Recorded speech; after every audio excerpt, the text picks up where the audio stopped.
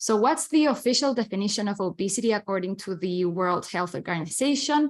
So obesity is defined as an abnormal or excessive fat accumulation that presents a risk to health.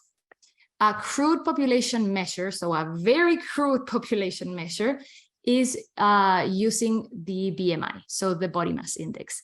And this is basically just dividing a person's weight by the square of their height.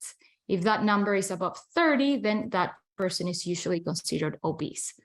Do I think that the BMI is a good measurement for deciding who's obese or not?